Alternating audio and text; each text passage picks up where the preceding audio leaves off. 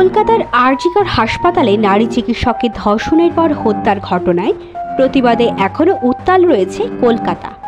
বুধবার রাত ৯টা থেকে ১০টা পর্যন্ত রাজ্য জুড়ে আলো নিভিয়ে নিজ নিজ অবস্থানে মোমবাতি ও প্রদীপ জ্বালিয়ে ওই নারী চিকিৎসককে স্মরণ করেছে মানুষ। বালিগঞ্জ এলাকার সকল বিদ্যালয়ের শিক্ষার্থীদের অভিভাবকেরাও বিকেলে পথে নামেন। গড়িয়াহাটার মোড়ে মানববন্ধন করেন তারা। দাবি তোলেন অবিলম্বে নিহত চিকিৎসকের হত্যাকারীদের শনাক্ত করে শাস্তি দিতে হবে। এদিকে আরজিকরে নারী চিকিৎসকের হত্যাকাণ্ড নিয়ে যখন চলমান আন্দোলন পশ্চিমবঙ্গের সীমানা ছাড়িয়ে পুরো ভারতে ছড়াতে শুরু করেছে, তখন সোনারপুর দক্ষিণের তৃণমূল বিধায়ক অভিনেত্রী লাভলি মৈত্রের মন্তব্য আগুনে ঘি ঢেলেছে। তিনি হুমকি দিয়ে বলেছেন, আমরা বদল চেয়েছি কিন্তু বদলা নেই, এবার বদলা নেব।